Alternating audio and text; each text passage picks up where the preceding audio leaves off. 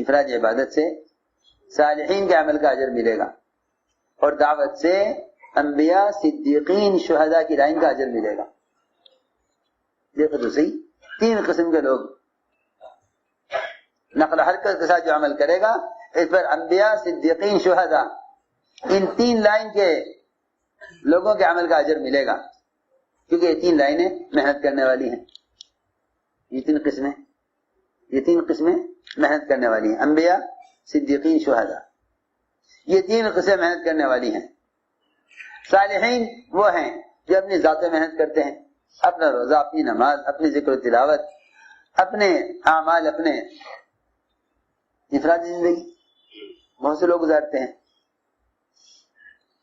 اس امت کی ذمہ داری یہ نہیں ہے، اس امت کی ذمہ داری یہ ہے کہ اپنے عمل کو لے کر حرکت میں آؤ تاکہ نقل حرکت سے اعمال متعدی بنے، اعمال متعدی بنے، سارے جو اعمال پر جو اجر ہے وہ اجر اعمال کو متعدی بنانے کی وجہ سے ہے،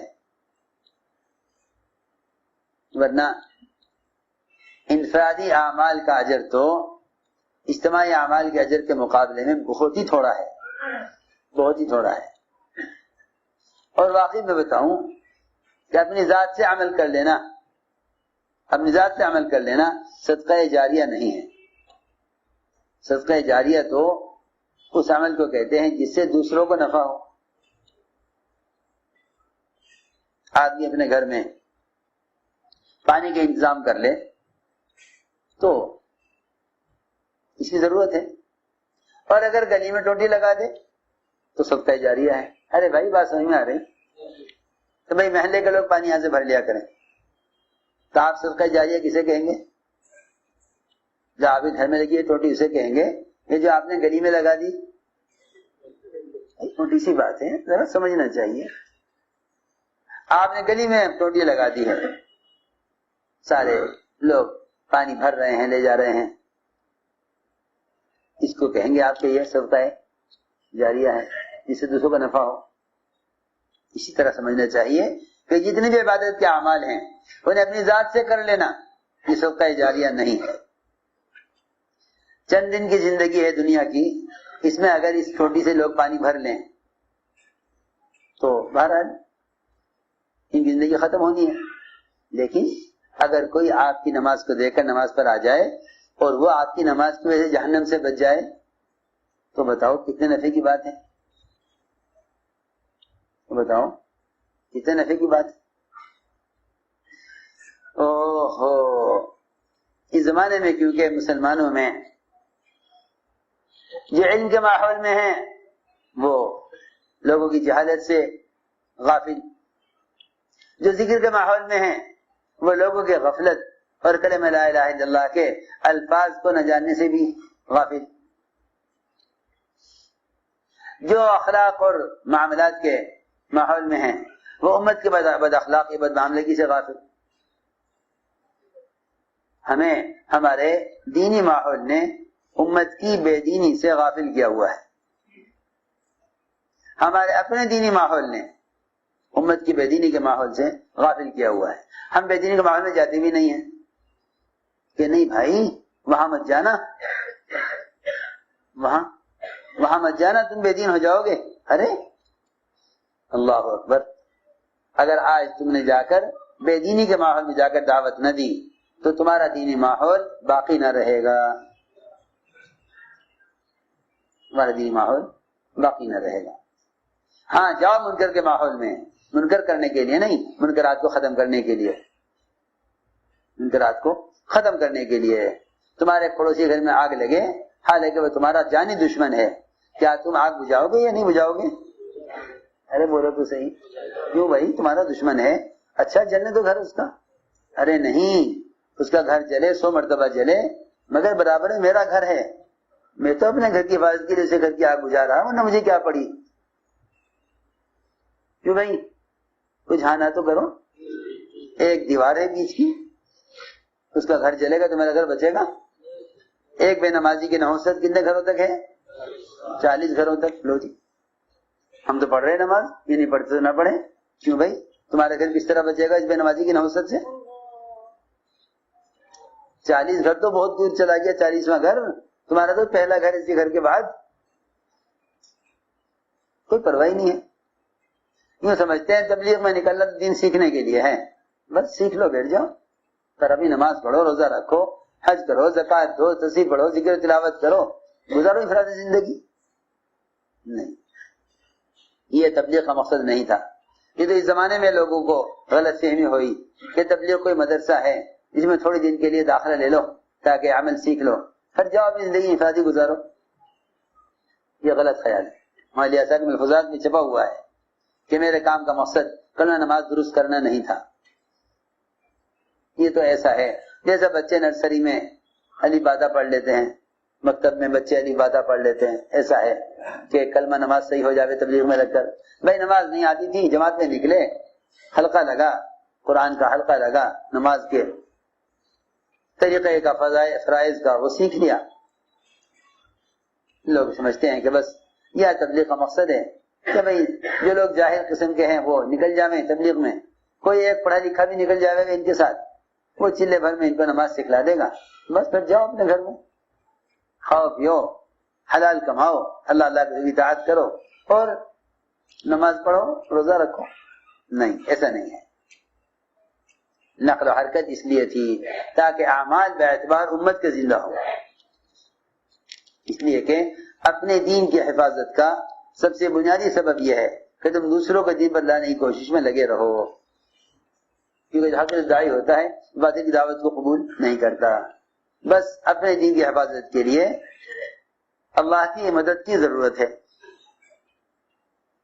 اپنے دین کی حفاظت کے لیے اللہ کی مدد کی ہر طرح آپ دیکھ لیں گے. کہیں حکام شریعت کے احکام کو بدلنے میں لگے ہوئے ہیں، کہیں آپ دیکھیں گے کہ قوانین اسلام کے خلاف بن رہے ہیں. اپنے دین کی حفاظت کے لیے اللہ کی مدد کی ضرورت ہے. تم میری بات توجہ سے نہیں سنتے.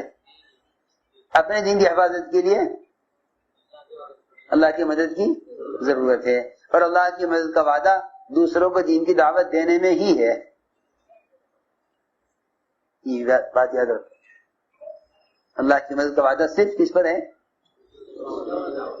دوسروں کو دین کی دعوت دینے میں ہی اللہ کی طرف سے مدد کا وعدہ ہے. قرآن نے صاف کہہ دیا ان تنصروا اللہ ینصرکم، اگر تم دعوت سے اللہ کے دین کی مدد کرو گے تو اللہ تعالیٰ تمہاری مدد کرنے والے ہیں اور تمہارے قدموں کے دین پر جمانے والے ہیں.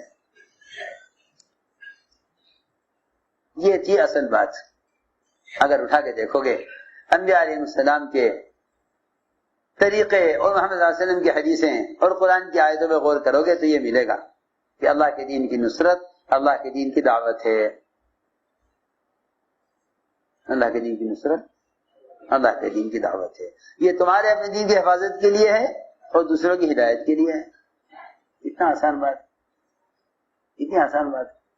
تمہارے دین کی حفاظت کے لیے اور تمہیں اللہ دوسروں کی ہدایت کا ذریعہ بنا دیں گے. اس لیے نقل و حرکت ہے.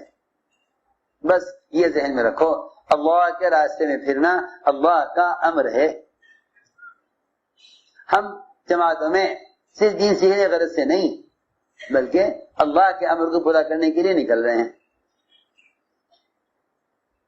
جسے عبادات میں تسلسل ہے، ایک نماز پڑھ کر بیٹھ گئے، اب اگلی نماز کا وقت ہے، پھر نماز پڑھ کے بیٹھ گئے، پھر اگلی نماز کا وقت ہے. جس طرح عبادات میں تسلسل ہے اس طرح دعوت میں بھی تسلسل ہے.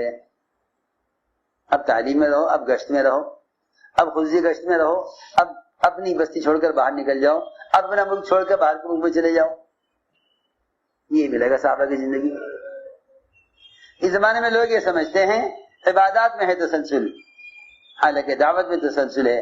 اگر دعوت کا تسلسل نہیں ہوگا تو عبادات کا تسلسل ختم ہو جائے گا. اگر دعوت میں تسلسل نہیں تو عبادت میں تسلسل ختم ہو جائے گا. کیونکہ دعوت کا چھوڑنا امت کے ارتداد کا سبب ہے. دعوت کا چھوٹ جانا امت کے، ارے سنو تو صحیح میں کیا کہہ رہا، دعوت کا چھوٹ جانا امت کے ارتداد کا سبب ہے. اگر ایسا نہ ہوتا تو صحابہ کرام کے اللہ کے راستے میں نکلنے میں تاخیر پر اللہ کی طرف سے غصہ اور نبی کی طرف سے ناراضگی نہ ہوتی. یہ تو یہ سمجھانے کے لیے ناراضگی ہوئی کہ اللہ کے راستے میں نکلنے میں تاخیر کرنا دین کے مٹنے کا سبب ہے. جو اللہ کے راستے میں نکلنے میں تاخیر کر رہا وہ دین کے مٹانے میں لگا ہوا ہے. میری بات سمجھ میں آنا بہت مشکل ہے پر حقیقت یہی ہے. حقیقت یہی ہے. یہ لوگ سمجھتے ہیں دین سے نکلنا ہے, دین سیکھا ہوا ہے, ہمیں کیا ضرورت ہے نکلنے.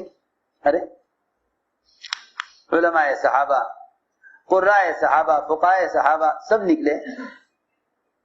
کیوں بھائی؟ اگر دین سیکھنے کے لیے نکلنا ہوتا, اگر دین سیکھنے کے لیے نکلنا ہوتا تو سارا دین, سارا علم, ساری وحی تو مدینے میں.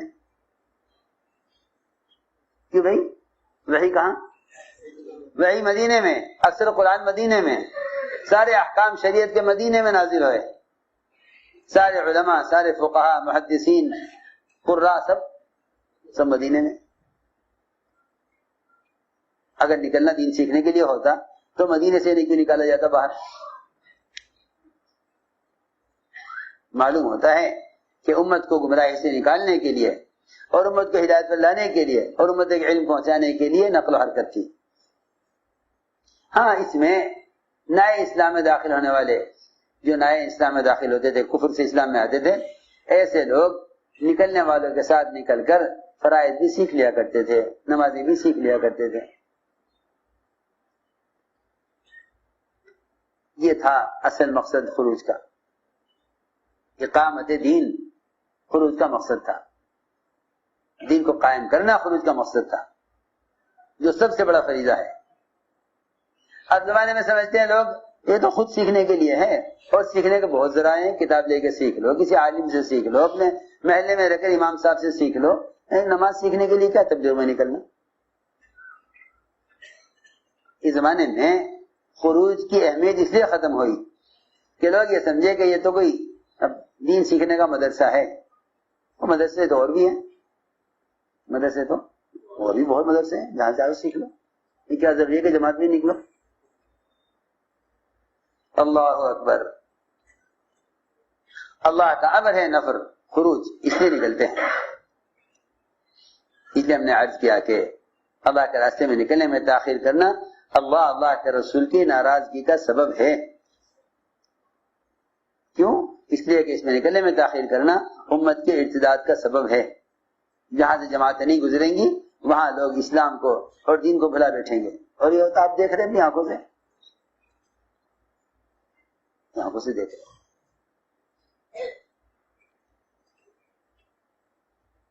یہ تھی اصل بات. اس لیے کہ تذکیر جو ہے نا, تذکیر وہ ہے اصل چیز.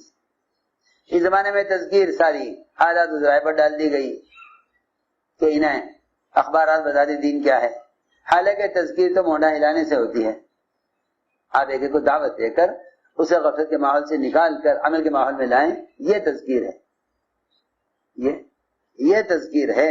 نفع تذکیر سے ہوگا, نفع نہ تقریر سے ہوگا نہ تحریر سے ہوگا. اس زمانے میں سارا دین تحریروں میں آ کر رہ گیا. حالانکہ نفع قرآن نے تذکیر میں بتایا ہے. میری بات سمجھ میں آ رہی؟ نفع کسے بتایا؟ تذکیر میں نفع. ذکر فإن الذکرى تنفع المؤمنین. ایمان والوں کو جو نفع ہوگا وہ کس سے ہوگا؟ تذکیر سے, یعنی یاد دلانے سے. جاؤ ہلاؤ یاد دلاؤ. آپ ایک ملازم کو, کسی مزدور کو اپنے گھر میں بلاتے ہیں کسی کام کے لیے, وہ نہیں آتا, آپ سمجھتے شاید بھول گیا, آپ چل کر اس کے پاس جاتے ہیں, بھائی آج آپ سے کہا تھا ہمارے گھر کا یہ کام ہے, آپ کو کرنا ہے, میں آپ کو لینے آیا ہوں. ارے بھائی سمجھ آ رہی بات؟ اگر آپ ایسے انتظار کرتے رہے ہاں جب آئے گا آ جائے گا تو آپ کے گھر کا اہم کام رہ جائے گا نا. کیوں بھائی آپ جائیں گے نہیں یاد دلانے کے لیے؟ کیوں؟ ہاں بس یہی بات ہے, یہی بات کہ جب ایک دنیاوی کام کے لیے تذکیر کے بغیر آپ کا کام نہ چلے گا تو پھر امت دین پر تذکیر کے بغیر کیسے آ جائے گی؟ تو میں نے کیا کہ تقریر اور تحریر اس کا نفع نہ ہوگا جب تک تذکیر نہ ہو, اور تذکیر کے لیے تحریک نہ ہو. کیا نہ ہو؟ تحریک, حرکت میں آنا. نبی کی دعوت نقل حرکت کے ساتھ ہے, ورنہ نبوت کے زمانے میں تحریر اور تقریر یہ اتنے نہیں ملیں گی. چند بادشاہوں کو خط لکھے آپ نے بس، ورنہ ہر جگہ جماعتیں بھیجی ہیں. اور یہ خط بھی جماعتیں لے کر گئی ہیں، خط بھی جماعت ہی لے کر گئی. جی ہاں، بادشاہ کو خط لکھا، جماعت کو دے کر بھیجا. میں عرض کرنا چاہتا ہوں کہ بھئی اصل چیز نقل و حرکت ہے، اصل چیز نقل و حرکت ہے. اس لیے عزم کرو کہ انشاءاللہ ہمیں اس راستے میں اللہ کے امر کی وجہ سے پھرنا ہے. اس راستے میں اللہ کے امر کی وجہ سے پھرنا ہے. اللہ کا حکم ہے، اللہ کا حکم ہے. ہاں بے شک یہ پھرنا اعمال کے ساتھ ہے، جیسے سورج کا حرکت میں رہنا روشنی کے ساتھ ہے. لیکن یہ بات سب کے ذہن میں رہے کہ جمود اور ٹھہراؤ اور نقل و حرکت کو چھوڑ دینا یہ امت کے ارتداد کا سبب ہے.